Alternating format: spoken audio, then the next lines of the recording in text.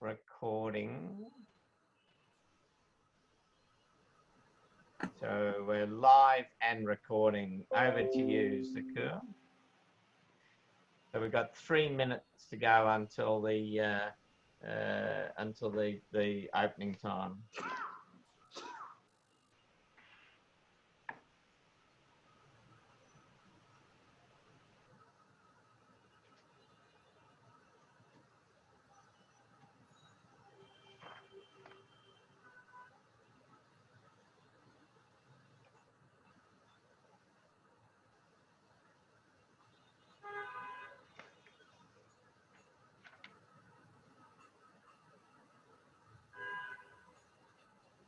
Now on live, Bruce.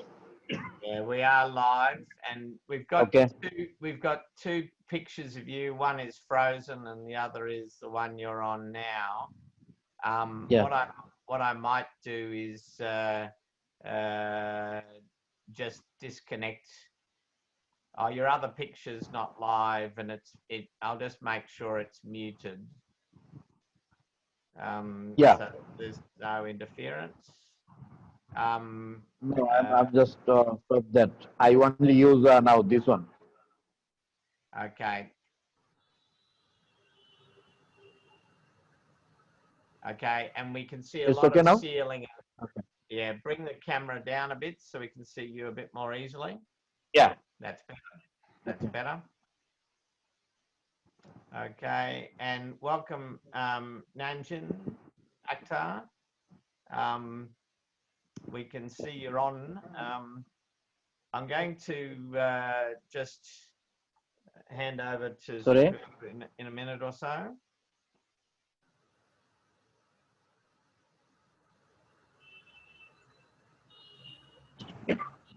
Got 23 participants, so that's nice to see, and we'll encourage them obviously to put some chat. We just started at 4 the keynote speech from Professor Kanovala. So we are only 1 minute. So we just start. People can join with us. Okay, I'll just if everyone else can mute, and we'll go to you. Okay. Zakur, over to you now. Okay, thank you, Bruce. It's a new second day of the 17th Wonca World Rural Health Conference here from Bangladesh. I welcome all of you to our today's keynote speech. Our today's speech is Achieving Universal Health Coverage Through Community Approach, South Asian Perspective. Our very well presenter, Professor Kanuvala, is well known to all of you. He is very good, a very strong speaker, and hope you will enjoy the lecture from Professor Kanuvala. He is our immediate past President Wonca South Asia region, and he is a Professor of Family Medicine, USTC, and he is a very good organizer and innovator in country. So now I would like to request Professor Kanuvala, please go ahead with your presentation, sir. Where is? Yeah. Professor Kanuvala, sir. Yeah. Thank you, Professor Zakir Rahman, for excellent introduction. I would like to thank all the participants and all the organizers for inviting me to speak something in this August gathering. My subject is Achieving Rural Universal Health Coverage Through Community Approach in South Asia. This is a big title. Sorry. Yeah. But it has 4 components, very important 4 components in the title. That is South Asia, number 1, rural health, universal health coverage, and community approach. All these 4 components are very, very important. First of all, South Asia. South Asia is a region of culture. It is a diverse area. There are so many cultures, so many religions, so many people in this area. So this is a region of culture, and South Asia is a region of heritage, very long heritage, this area. And it is called subcontinent. Why it is subcontinent? It is not a continent, not area. It is a subcontinent. So it has some special characteristic. It has got all characteristics of becoming a subcontinent, but because its area is a bit less, so it is subcontinent.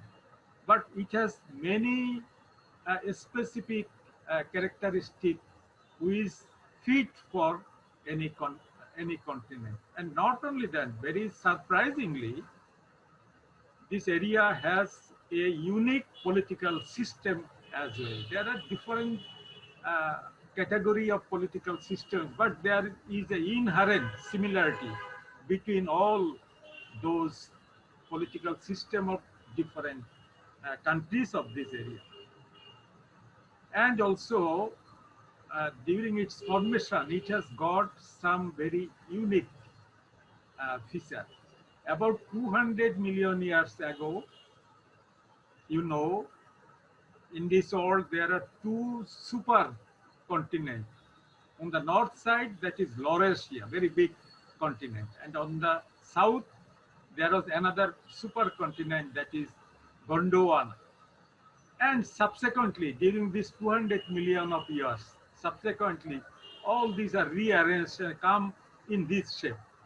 But one exception is that Indian subcontinent, this South Asian region, that was originally was with the south area, Gondwana, and it is detached from Gondwana and just shifted to the north, and it collided with Laurasia. That means North supercontinent, and this huge collision that formed the Great Himalayas. So it is something very special and very interesting. And South Asia countries, there are 9 South Asian countries. There is Afghanistan, Bangladesh, Bhutan, India, Myanmar, Maldives, Nepal, Pakistan, and Sri Lanka.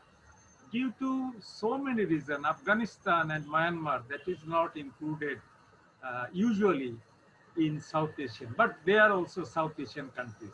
And due to some political reason, in WHO also put Pakistan in the different region.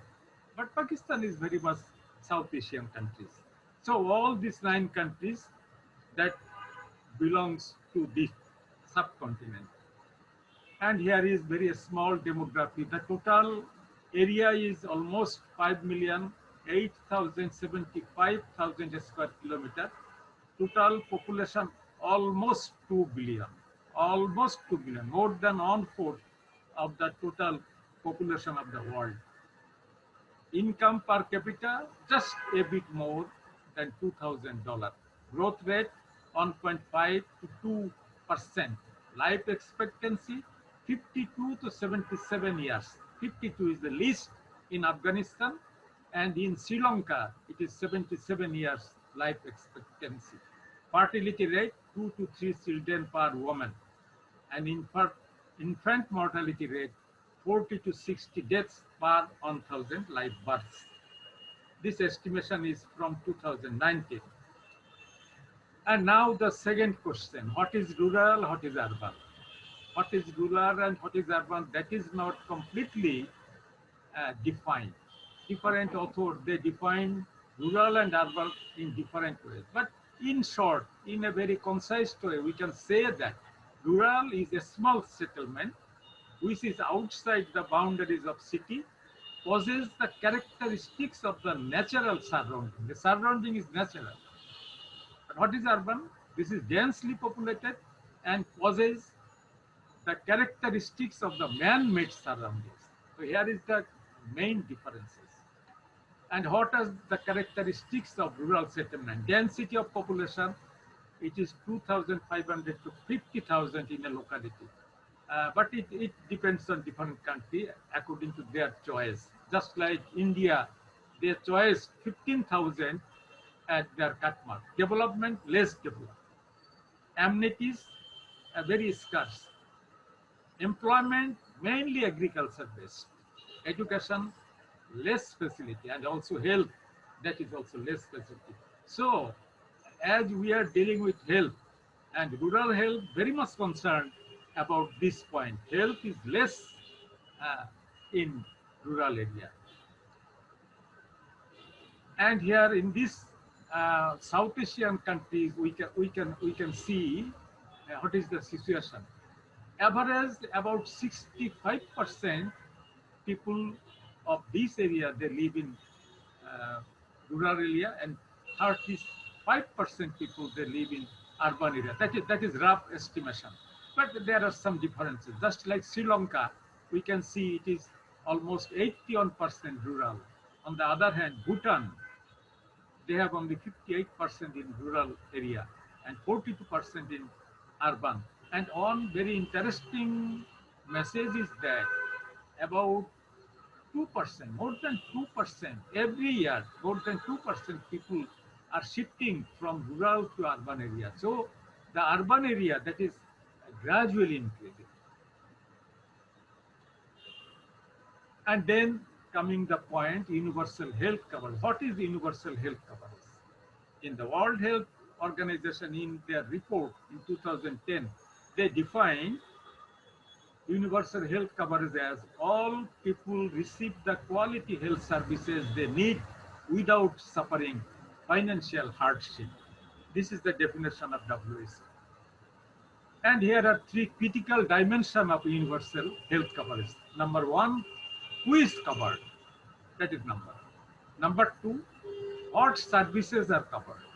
Number three, how much of cost is covered? So these are very three critical dimensions of universal health coverage. And one thing, it is very clear that universal health coverage doesn't mean that everything is free.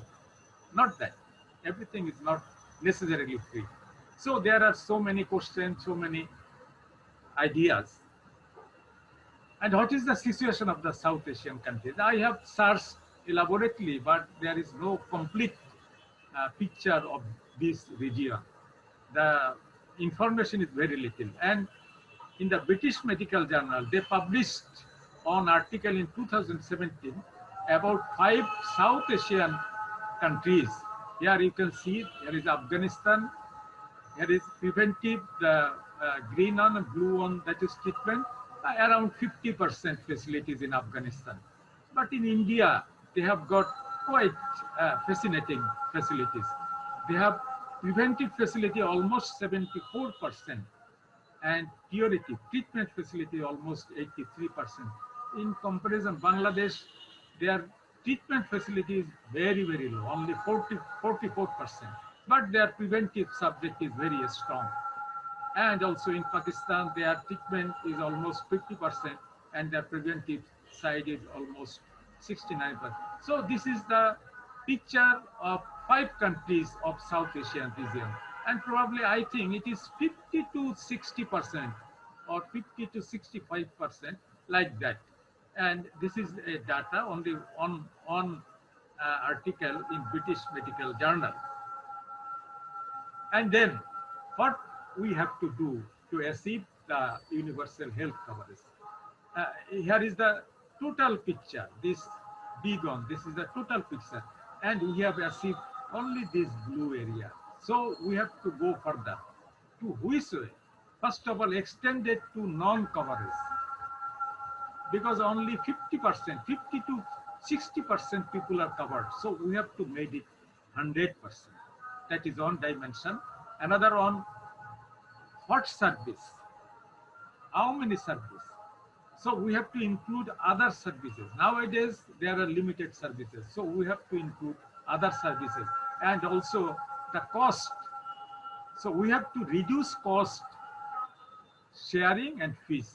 So these are the three dimensions which we have to cover to achieve full universal health coverage. And now the vital question, who will provide this universal health coverage?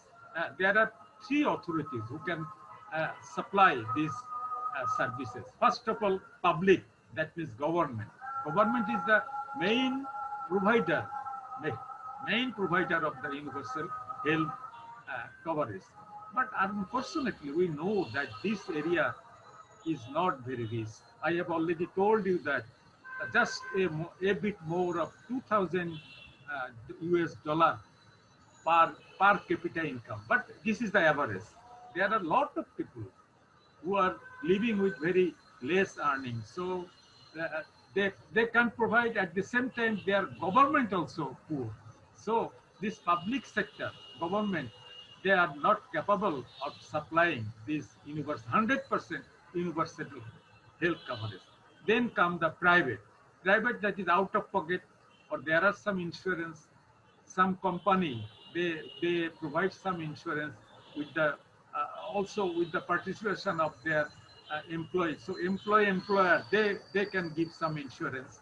But this is also a bit difficult for the people of our country, especially the poor people, to provide the money for their health, to procuring their health facility in the private sector.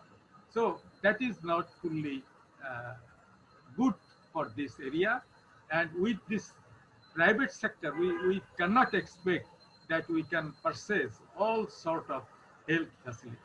Then come the community. That is a public-private partnership. That is a partnership between the government and also some non-government organization, also some world organizations, and also private. Private means from our own pocket, from our community pocket, and this partnership, community. And we think that this community participation, that is best for an area like South Asian region. So, are there any example in our area? Yes, we have got very good example. Especially I can mention the case in Bangladesh. That is, Bangladesh has introduced community clinic. This idea is very much now in working on community clinic for 6,000 population. That means this community clinic, especially in the rural area, that is situated in my area, in my locality, we can very easily go to this community clinic. That is my clinic. So on community clinic for 6,000 population. And that is for health education, health promotion, treatment of minor ailments, not all treatment. It is not possible to give all treatments in a community clinic. Then first aid, and finally, that is also very important, referral linkage. They can refer their patient to the different area, different higher areas, especially the secondary and tertiary area. And what is the concept of this community clinic? There are some very specific components of this community clinic. Land and construction, that is done by the community. And also construction that is helped by the government. Medicine and other inputs, that is done by government. Service providers, that is by government. But the management, there are many community groups, they just manage the total community clinic. So here we can see something very special, that is the participation of the people of that area, participation of the community. That is very important. That means the people of that area, they own that community clinic. This is my clinic. So this is my responsibility to run it properly. So this idea is very much unique, and I think that is very much useful for the South Asian region. And there are some community support groups. You can see there are many community support groups. They just give support to this community clinic. There are also a governing body. The governing body consisting of the people of the local community, some political persons, some elected representative, also the government personnel. They all together, they sit together to see or to formulate how this community clinic should run. As because the community, they have their own participation, they can give some good input and they can take something good from that community clinic. That is very vital. And here you can see this is the pyramid of health services. There are three stages: primary level, primary, then secondary, and tertiary. Tertiary is very high level, that is medical university, medical college, or specialized hospital. In the secondary level, that is district hospital and mother and child welfare center. This is secondary level. And primary level, there are Upozila health complex that is already existing in Bangladesh, and Union Health and Family Welfare Center. And at the base, at the lowermost level, that is community clinic.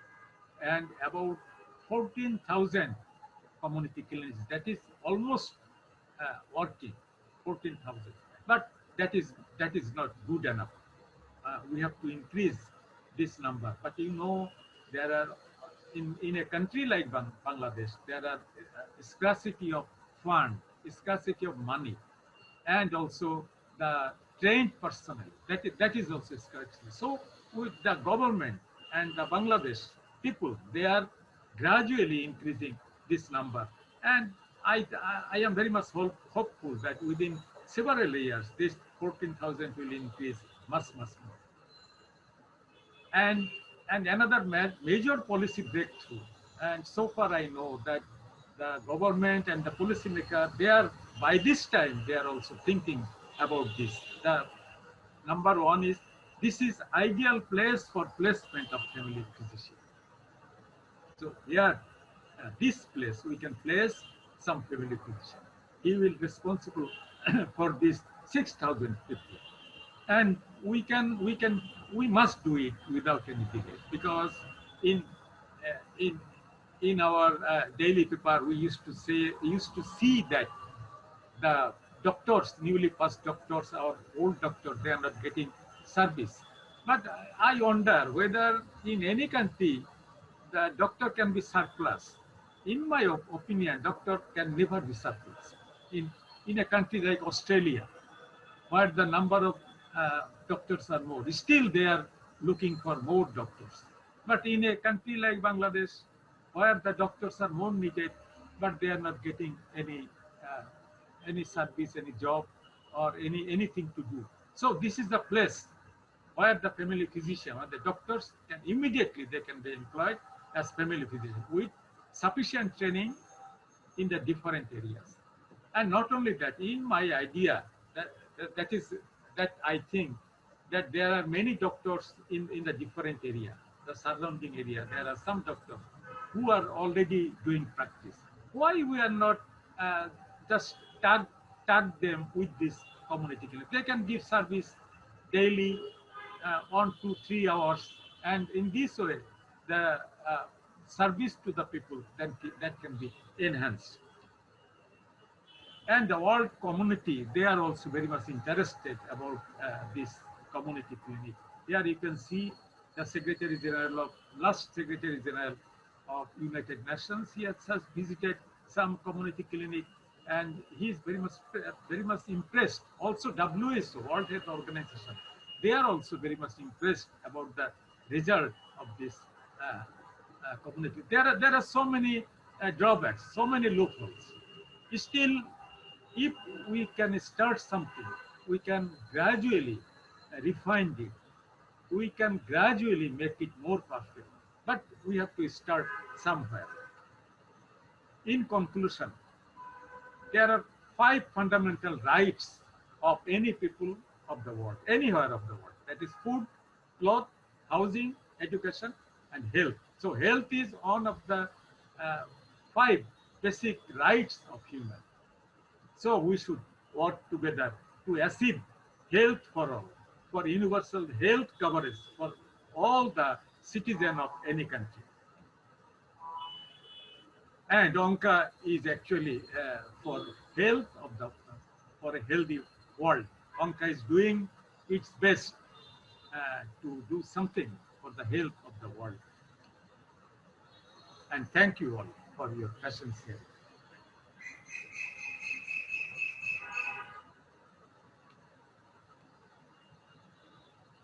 Yes. Hello.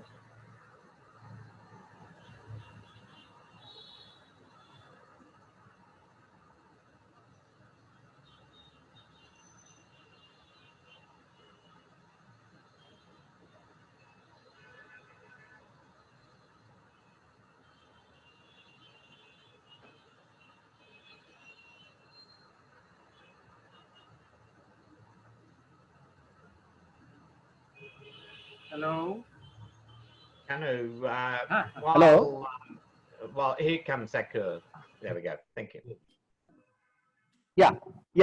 Thank you very much, Professor Kanuvala, for your nice presentation. I got one question from here. So you rightly said one family physician or rural generalist can place in a community clinic. Why not government take it up? Any suggestion from you how policymaker can be motivated to create a post for family physician or rural generalist?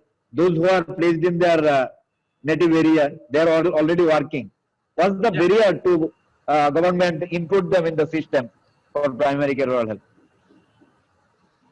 Thank you, Professor Zakir Rahman, from this excellent question. I have some conception about the government and the other authority. I believe that they have got enough talent to realize everything. But as you are seeing, we are just dealing with the health, a very small part, not the all component of health. Health has so many components, even the food. That is also directly related to the health of any community. So when government is thinking, he has to think so many things, which I am not thinking. So I believe that the government understands everything, and the proper time they will take the initiative. We have some duty. We have to push it hard so that government take the decision very early. Thank you very much. Uh, Someone from France congratulate you, Professor Bala. Thank you. Just joined his said his comment box. So thank you very much.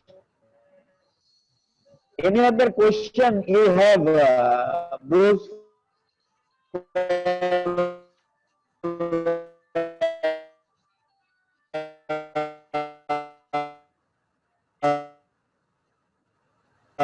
Kanu? Uh, Yeah, sorry, you just broke up a bit there. Jerry Sakur. Martinez have a question from Colombia. I wouldn't mind. I'd like to just. Have you any question? Yeah. Yes, I do. Kanu, I think this is a wonderful opportunity, isn't it? With these clinics, so many of them at a very local level, right across your country, and it would seem, as you say, an ideal place to train family physicians into a team where there's health workers and others, but also the family physicians there. So we'd certainly be very supportive of that sort of approach, because having doctors out there makes a big difference. Is there any possibility also of getting medical students out to these sites and nursing students out to these sites? Because we know that if they're exposed to these opportunities early on, then they actually want to go rather than having to force them to go. So just a question to you on that. Yeah, very, very nice, very interesting question. And many of the doctors, can you hear me, Bruce? My sound is okay? Yeah. And many of my friends, many of my friends, especially those are doctors, they usually differ with this, with me. But I believe, I already told you that health, that is a very big thing. And the doctors, we are doing only a small part. We just treating them. There are other people also who are dealing with even the food, then education, then housing, environment. Everything is related to the health. But we are not dealing with that. We are not dealing with food, not education, on housing, or nothing, or electricity. We are just dealing with a very small thing, that is treatment. And the treatment is only a part. Why not we should include all those people, so that, because our target is for the good health for my people. So we must, not only should, we must tag all those people inside us, even the politician. at the end of the day, the politicians, they will do the work. So why not we shall include us in our gathering, in our forum, in our discussion. So, Bruce, you are very much right. I agree with you 100%. We must include them.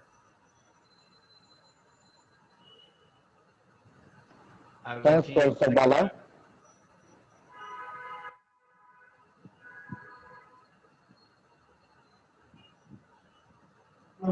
So we have 2 minute time yet to call on Professor Mamuna Mahata. So is there any question we can throw it to our speaker? And actually, I have one question from audience here. He just asked, is there any recognized degree for family medicine, or how young people are going to be family physician? Is there any reward? Can you say some word for what's the reward for young physician to carry on family medicine or rural generalist by choice? Yes, yes. That is another area where we have to do our work. Because after doing any degree, there must be some scope of utilize that degree, especially for earning money. This can be hard, a bit harsh. But after doing a degree, if I cannot utilize it for earning some more money, then it is of no use.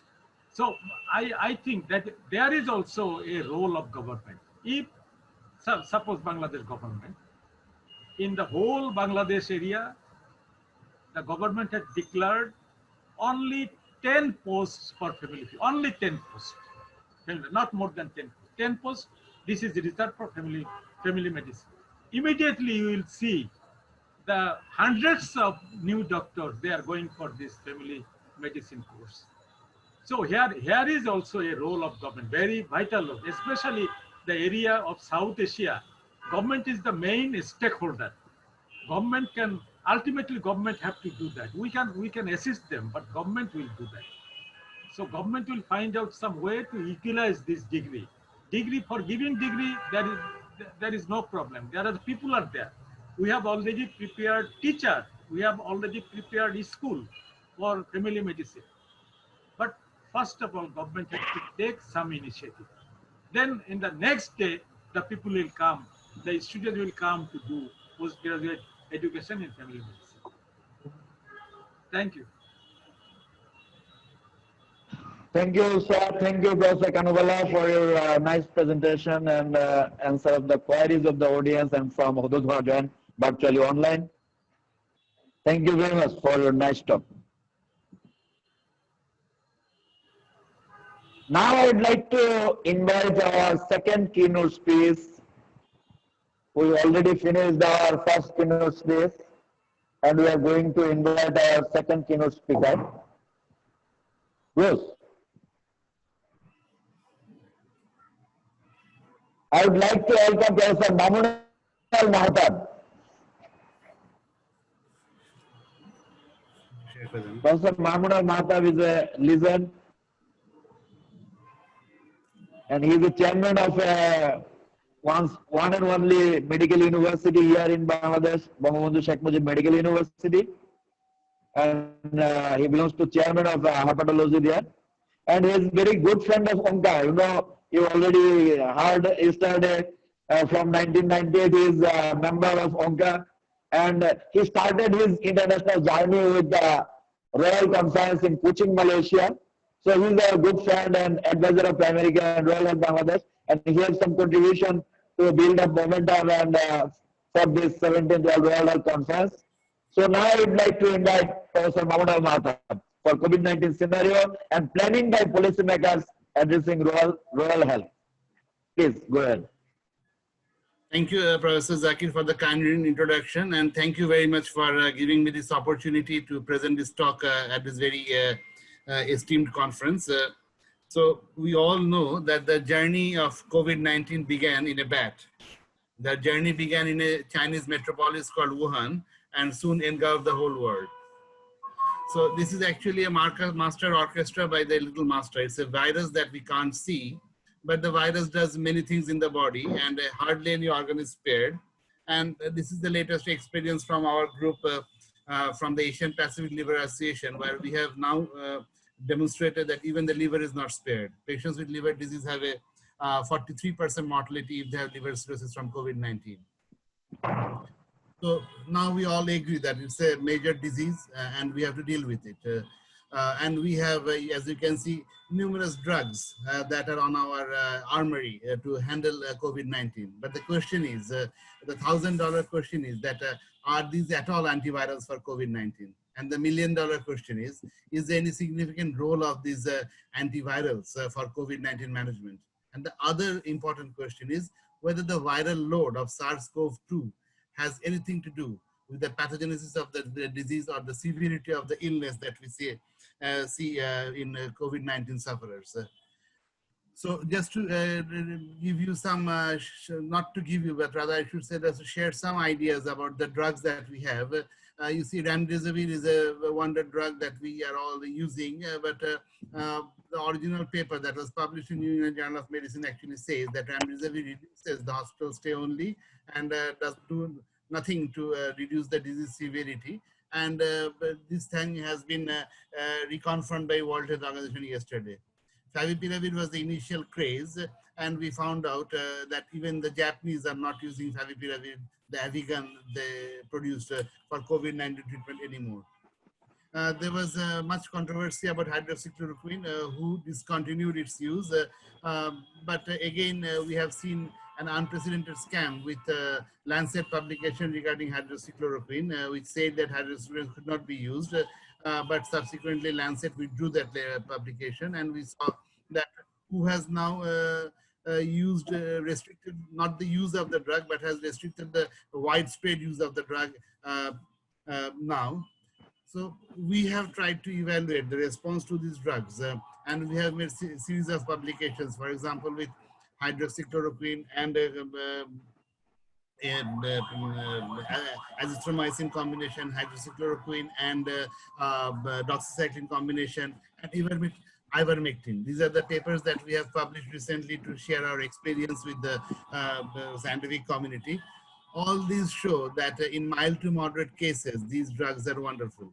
The issue is that even if we don't treat these patients, the mild to moderate patients may recover. So these publications in favor and does not justify that we have yet any wonder drug for COVID-19 management. Now come to the vaccine story. We are hearing much about the Chinese vaccine. So let's see what are the experience of the Chinese scientists in developing vaccines. As far as I know, they have invented 2 vaccines so far. One is the hepatitis E vaccine, which was subsequently commercialized only in China and not available outside China, and the dengue vaccine, which is not even commercialized in China. So the front runners in vaccine, they're also not having proven track records. Moderna vaccine that we hear so much about, Moderna has no other drug in the market other than this vaccine that they are working with. So we are seeing new players now trying to dominate the vaccine scenario. So at this stage, this cartoon that was awarded the best cartoon by UNO, I found it very interesting. So to summarize, what we can say is that we know very little about the virus actually, and we know only some aspects of the virus. What we are doing now, we are dealing with some socio-political remedies that are quasi-scientific. And it is actually a freestyle wrestling going on between different stakeholders to prove that remdesivir is a good drug today, and then to say that it's not a good drug. And the thing has been going on, and we are only expecting that something will come someday.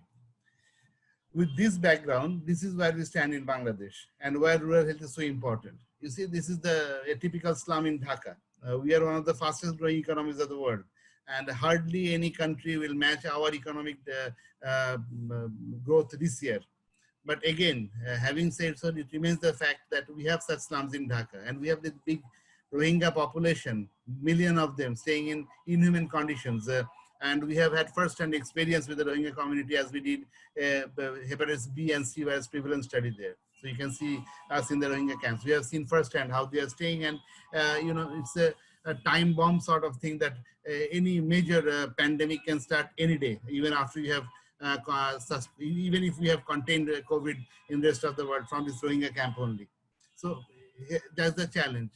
But the fact of the matter is that we have seen fewer deaths and fewer COVID ICUs being occupied in Bangladesh. So what may have been the cause? The causes may have been different.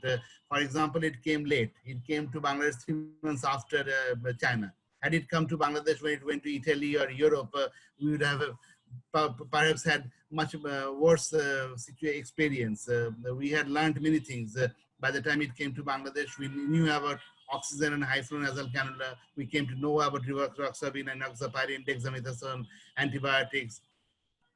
And we did adapt telemedicine. This is our experience with telemedicine. For example, even the critically ill patients with liver diseases. From our forum, we offered telemedicine, which is a sort of alternative approach. This was unheard of in Bangladesh, but telemedicine did save lives in Bangladesh.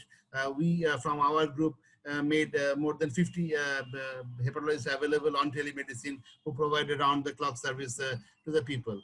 And we have then published this experience in one of your journals recently. This is a journal from India.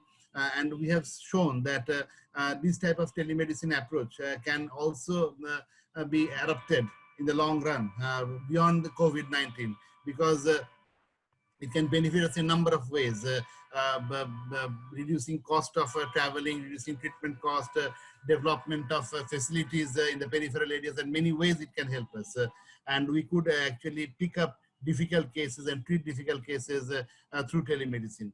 So there are different approaches that we have adopted in Bangladesh to face COVID-19, despite the scenario or despite the reality of life that we don't have any good drug for COVID-19, and that we were rather ill prepared, and also nothing compared to the Western world when COVID struck us. Despite so, we had fewer deaths and more empty ICU beds in COVID hospitals. Even with advanced procedures, when we employed this telemedicine approach, we found that it works. We could restore endoscopy services, which had actually absolutely stopped during COVID-19 period.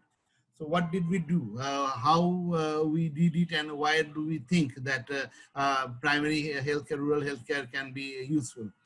Initially, it was the concentration camp approach. We kept everyone inside home in lockdown. But now we have gone to the box the vulnerable approach. What we are now doing is that people will go on, they will work, they will maintain health regulations, and they will work. But those who are at risk, who are patients and who are at risk to the society of spreading the disease, they will be isolated and hospitalized or in home isolation. That is the approach that we are taking. And now when we are seeing the second wave of COVID hitting Europe, we see that people are defiant. People don't work a second lockdown. We saw Prime Minister Boris Johnson addressing the British media yesterday. We have seen curfew in France, and we have also seen mass protests in Germany, in France, in UK, and many other countries where this lockdown is coming. So now, so we think that the concentration camp versus the box the vulnerable approach are the better. Even in India today, if you see, they had adopted this concentration camp approach more than we did, and now their economy, which was 40 times the better than us only 5 years back, we are now set to cross their economy next year, which has been stated by IMF. But the fact of the matter remains that having done so, we have not lost more lives, or we have not caused human suffering. So it was a unique approach that we adopted in Bangladesh. And see, on 14th October, almost 79% COVID hospital beds are empty in Bangladesh, and more than 50% COVID ICU beds remain empty. Having said so, we are a deficient country in terms of COVID ICU beds. So given this scenario that a second wave is coming, we don't have a good drug, we are taking a different approach where people are moving, the economy is booming, but we have to save our population. We have to keep patients at home in hospitals. So Here, I think the most important approach is the rural health and the general practice, which will play the most important role because not only that we are anticipating a second wave, we now by now know that COVID-19 is likely to become endemic. So only tertiary healthcare, I am sure, cannot take us back to the good old days of 2019 when we did not have COVID and we were thinking of liver transplantations and cancer units in every district town and heart transplant center, heart bypass centers in every district town. We cannot go back to those fancy days in 2019. COVID is likely to become endemic, and the other fact of the matter is that vaccine will not be the solution. The vaccine will be possibly like a lockdown. When we went on lockdown, we thought that after 3 months we'll come out and see that COVID has disappeared. It did not disappear. Now we are thinking that a vaccine will come and the COVID will disappear. It won't disappear. It will only make our new normal a bit normal, but not absolutely normal like 2018 or 19. Why I'm saying so is that mankind's only success story with the virus is in smallpox, which we were able to eliminate from the face of the world using a vaccine. We have failed with hepatitis B and even with polio. For hepatitis B, we have a expanded program immunization for last 15 years. Every newborn of the country, almost every, has been given free vaccination. We have a vaccine since 1975. There are more than one vaccine producers in Bangladesh, but still almost 1% Bangladeshis are infected with hepatitis B, and every year we lose 20,000 people from hepatitis B-related liver diseases. So we have to take a preventive approach. We have to take a health awareness approach where this rural healthcare and community medicine and general practice will come into effect. We can depend on, I can here cite the success of our community clinics. For every 6,000 Bangladeshi population, we have a community clinic. We have hospitals in our sub-district levels. If we can utilize those facilities, our general practitioners, our rural medical practitioners, they can be our mainstay of our fight that will go on for COVID in the several more years, I assume. And why do I say so? We have such experience. This is a paper that we had published in Lancet a few years back. And in this paper, to combat hepatitis B, at that time, COVID was not the issue, hepatitis B and C were the issues. We have demonstrated that unless we depend on primary care workers, we can never achieve the sustainable development goal of 2030 by only liver disease specialists like us and tertiary liver centers and good drugs, DAs. No, it's not possible. It is a proven fact and is a Lancet publication. And we have been adapting this approach in Bangladesh for some time. We have been working with the College of General Practitioners, and you are seeing that the GP training program that we have conducted in Bangladesh for hepatitis B and C education and eradication. And not only GPs, we have gone to the rural medical practitioners and we have conducted several camps for them. And I don't say that this has made the change, but this has helped because last year, World Health Organization has certified that Bangladesh has been successful in controlling hepatitis B. That is, the prevalence of hepatitis B in under 1 year old is now, under 5 year old in Bangladesh is now less than 1%. So we have achieved a target of SDG, means that we have to eradicate hepatitis B and C by 2030. For that, WHO determined that we have to bring down the B virus prevalence in less than 5 year olds by less than 1%. This was supposed to be achieved in 2020, we achieved it in 2019. And here we did not depend on the liver specialist only or the tertiary healthcare only. We depended on vaccination, we depended on health awareness, we depended on tertiary healthcare facilities, and also on the primary healthcare backbone that we have. So this is an example, a model that shows that if we want to combat a COVID-like situation, the example lies in Bangladesh, that we have to depend on greatly, not only, but greatly on primary healthcare and especially rural healthcare if you want to combat COVID. And this is a education, or this is an experience that can be shared in other countries and adopted and applied as well, I think. So as Dr. Zakir was saying, I have come to the end of this my presentation. But as I said yesterday in my opening, in my talk also, that I feel very close to Wonca because this is my certificate. I think in 1997, I became a Wonca direct member. And as I told you that I made my first presentation in any international conference, that was in Kuching, where I presented a paper that is also a World Rural Health Congress. So So I surely love to and look forward to a lasting relationship with Wonca and to working with you. Thank you very much.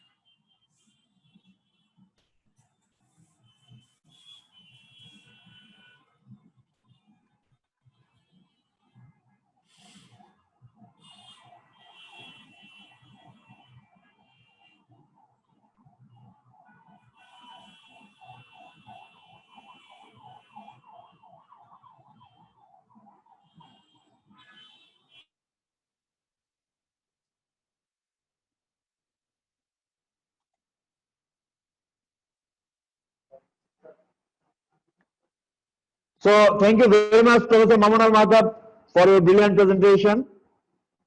And you are very good on research. We know you published already more than 260 paper in national and international journal, and very recently 2 journal. I was also co-author with you and published in PubMed Index Journal.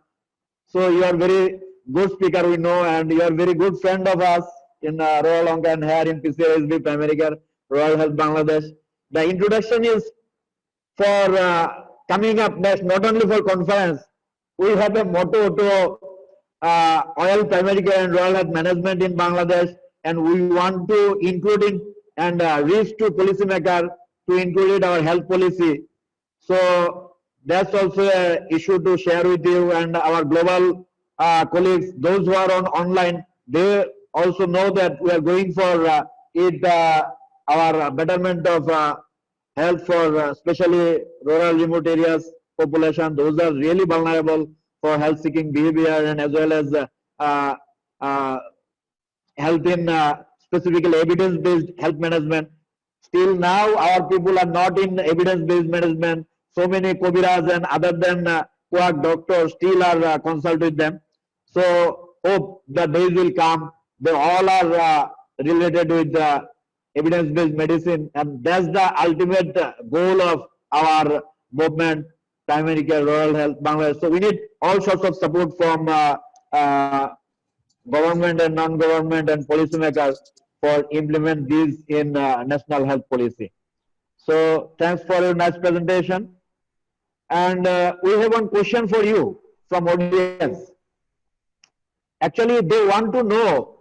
So, is there any suggestion from you for primary care physician to deal with your hepatology thing?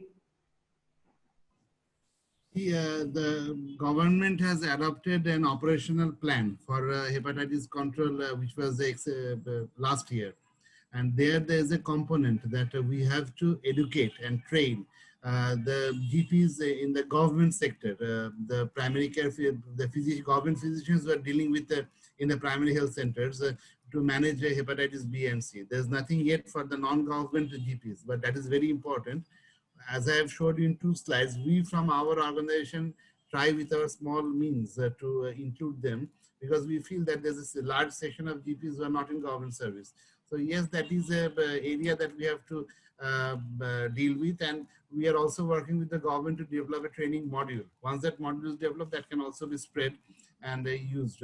I have seen another question. If you allow me, I will answer that.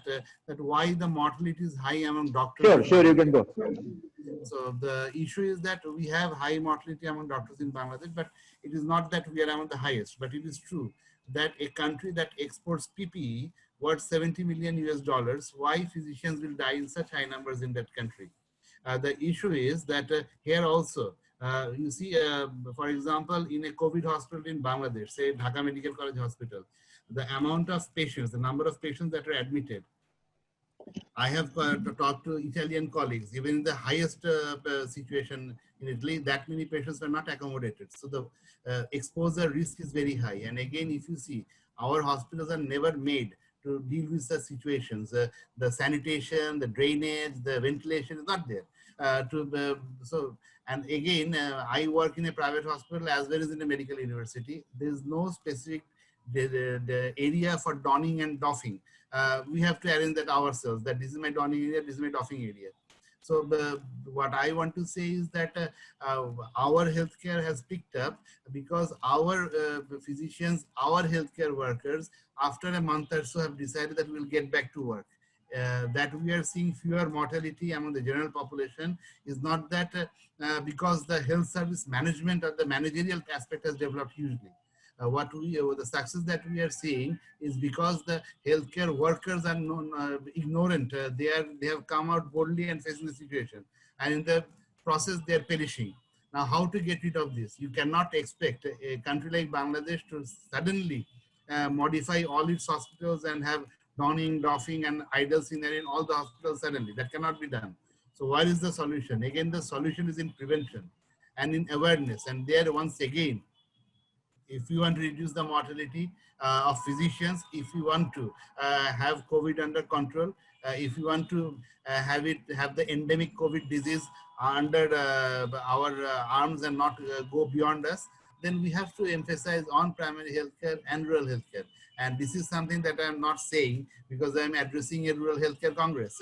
I have been saying this thing in all my capacity whenever I go to the media or I write or I address a conference. This is something I mean, and I think that this is very important. I'm sure that the government is also listening, and there will be emphasis on that aspect. So unless we give more emphasis on prevention, and not only prevention by vaccines. Prevention means by creating health awareness, early detection, and early box the vulnerable approach. We cannot save our physicians and cannot sustain this good scenario that I showed. Thank you. So thank you, Professor Manal Mahtab, for your nice presentation and answering the question.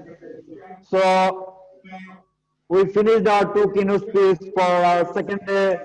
First one is from Professor Kanubala, and second one is from Professor Mamunal Mahtab. And I would like to share our today's morning activities for local participants. We have some poster presentation here for our local participant, and we are not able to do any free paper session. Those already we are planning before. Maybe it will be for next. And we have a local tour. It's boat riding. And yesterday we have some ceremony to celebrate. You saw the last part, cake celebration, but you missed the video of flag raising and balloon. This is a tradition in this continent with the logo. So our boys made the video. Maybe they will made it before finishing our session today, or tomorrow positively we will show you the video, small video. And now I want to hand over the microphone to Moinuddin Haq Tushar to say something about from his part. He is actually coordinate the local tour. A few words to share with you before we go for panel. I would like to invite all the panel to stay with us. If not, please connected with, and it is start 5 p.m. Dhaka time. Before that, Moinuddin Haq Tushar. Thank you very much, Professor Dr. Zakir Rahman, sir. We would like to inform you that we have already completed our second days of conference tour with our local guest. Now, the time for panel discussion. I am Moinuddin Haq Tushar, will moderate this part. Topics on COVID-19 challenge and rewards South Asian perspective. Now, I would like to introduce our honorable guests who are participate in this session. Firstly, I will introduce Dr. Nazneen Akhtar ma'am from Bangladesh, Dr. Pramodar Prasad from Nepal, Dr. Kinle Bhuti from Bhutan, Dr. Pratyush Kumar from India, Dr. Tariq Aziz from Pakistan, Madam, Dr. Govind Ratnam from Sri Lanka.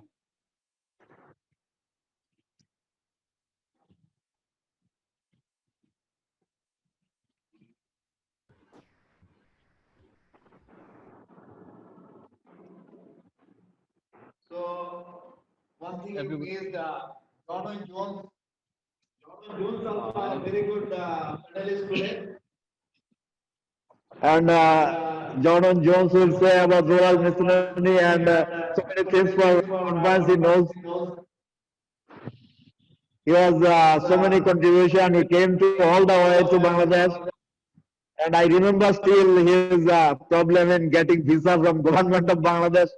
And after getting visa, positively he came here and so many things we do here for the preparation of the conference, as well as he joined conference of Academy of Family Physician Bangladesh at that time in February, and he was our keynote speaker in National Rural Health Conference. And John and Jones will join the panel as well with his rural miscellaneous short talk, I think.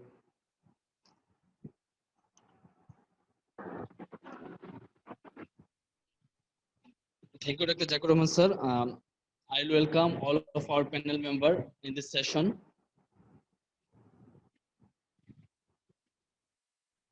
Only 3 minutes to go. Can I ask? Hi, Bruce. Just a minute. Can I invite John and Jules to say a few things before we have 2-3 more minutes to start our panel? We want to hear from you something about our conference. John and Jules, please. Thank you, Zakir. Do you want me to just give the global view and? No, this is not part of panel. You are Manudin will invite you for panel. We have just 2 minutes more to start it because we committed it start 5 p.m. Dhaka time. So we have 2 minute time in between to start the panel. Before panel, I just ask you to say something for our young boys for a visit, early visit in Bangladesh or the running conference. You can share your views in a word. Thank you very much, Zakir. I've got a special fondness for Bangladesh. I visited Bangladesh in last year in preparation for the face-to-face conference that didn't happen. And I was given the honor of becoming a fellow of the Academy of Family Physicians, and special thanks to my great friend Kanu Balu for that. And able to travel with Zakir, who was an exceptional host around some of the rural parts of Bangladesh. Thank you for the great welcome I had in Brahmanbaria and meeting and spending a lot of time with the medical students there. I'm extremely impressed by some of the amazing work that's been happening in Bangladesh and the way that Bangladesh is moving forward at an extraordinary effective rate in the move towards universal health coverage. So really, to all the medical students that I met, some of them now are qualified and some of them I'm still in contact with. Thank you to all the doctors and clinicians that I met. I would really kind of say, first of all, thank you for the hard work in putting this conference together. Good luck for the future. And when this dreadful disease has some control on it, I'm looking forward to coming back to this wonderful country. Thank you very much. Thank you, John. Thank you for nice word, and you are welcome to Bangladesh. And now the time for panel. I already saw panelists are ready here. So Manudin has to please start and invite Dr. Nazneen. Thank you, Dr. Jakur Rahman, sir. Now the time we start our panel discussion. Firstly, I would like to invite Dr. Nazneen Akhtar ma'am from Bangladesh. I welcome Dr. Nazneen Akhtar ma'am.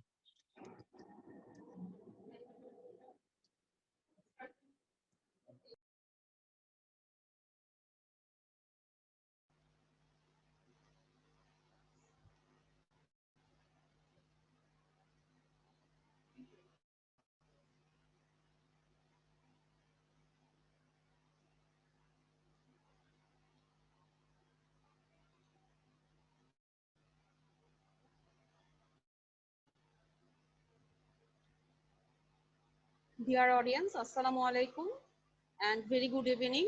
Welcome you all to the scientific panel discussion of 17th World Rural Health Conference 2020 Dhaka. I am welcoming you from Bangladesh. Now the COVID-19 situation, its updates and challenges, South Asian perspective.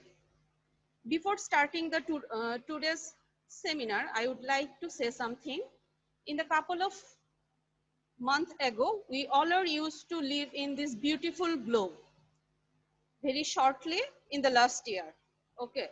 After that, the situation is suddenly changes. Why the situation is changes? Unfortunately, this is the present picture of this beautiful globe. You can see here the globe is wearing a mask and it seeks help. Help me. Please help me. Now, the question is that why this globe needs help? Is there any specific reason behind masking up the globe? Yes, the answer is yes.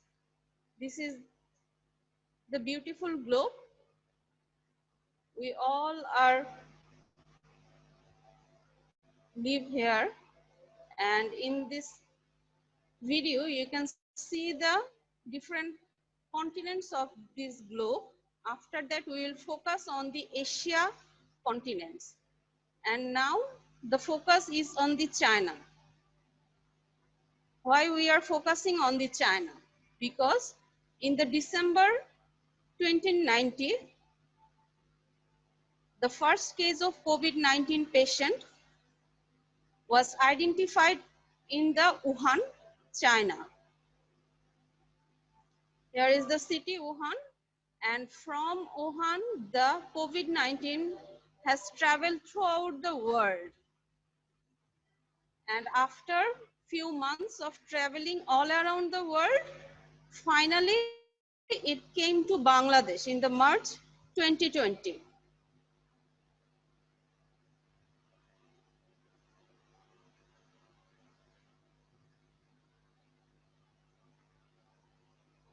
Okay, so this is the current situation of Bangladesh. Bangladesh is also masking up.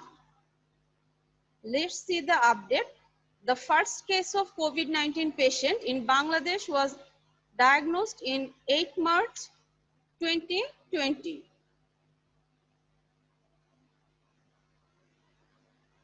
Okay, this one is the update of recent affected cases due to COVID-19 in 15 October 2020. The total number of patients identified positive for the COVID-19 was 3,82,959 patients, and total number of deaths is 5,593. But the total number of recovered patients is around 2,97,449 patients. And if now I am sharing the updates of 17 October 2020. The total number of cases has been increased. Now the number is 3,86,000. You can see that in the 15 October 2020, the total number of cases was 3,82,000. But in 17 October 2020, the rest of the patient number is increasing. Now the diagnosed patient is 3,86,086, and the total number of death is also increasing. Now the total number of death is 5,623, and recovered patient crossing 3 lakhs. In the last 24 hours, we have identified 1,527 new cases. Among them, there are 15 patients died due to COVID complication, and total number of tests in the whole journey of COVID was 21,40,129.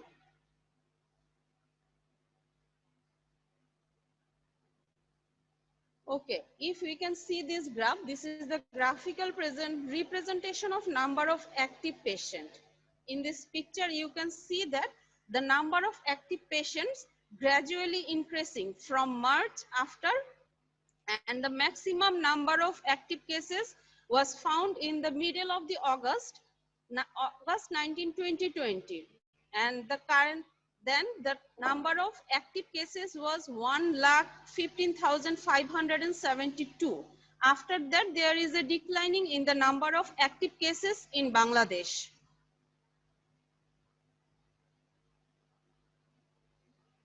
And here I can show you another graph of total number of patients tested positive for COVID-19.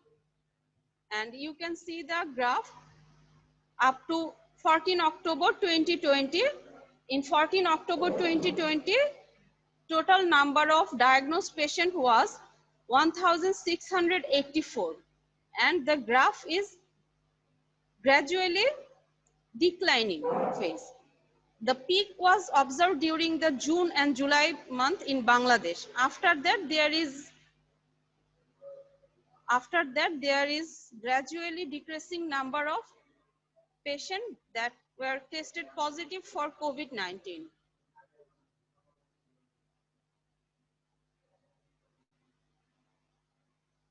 Here I will show another figure. Total number of patients died from COVID-19. The update was taken 14 October 2020, where 16 people were died due to COVID complication. And if you can see that here there is a peak. Above 60 patient was died due to COVID complication in the earlier in the July month 2020. After that, the death rate is slightly declining, and in the last 24 hours, new patient died for new death for COVID-19 complication was 15, and the total number of patients died is 5,623 patients.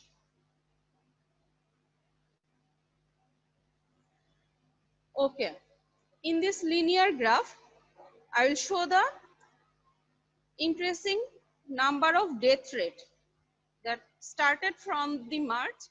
I have already mentioned that the first COVID patient was identified in the Bangladesh in the 8th March.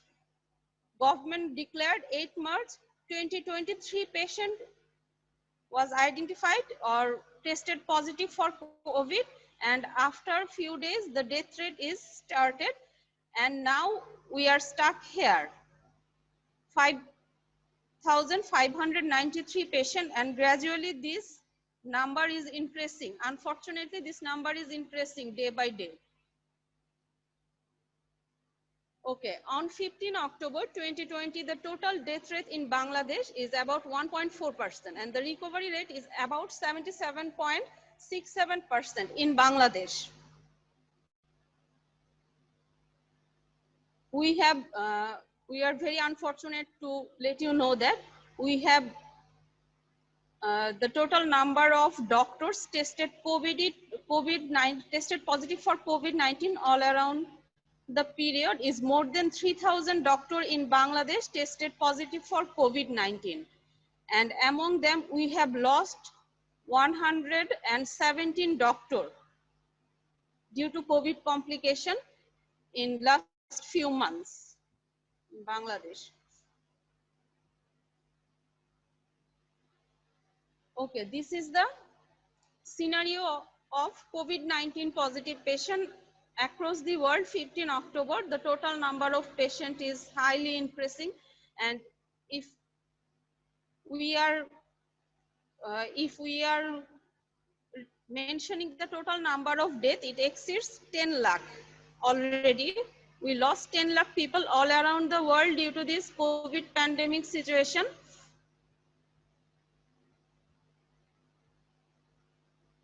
After that, now I can share the challenges. What are the challenges that Bangladesh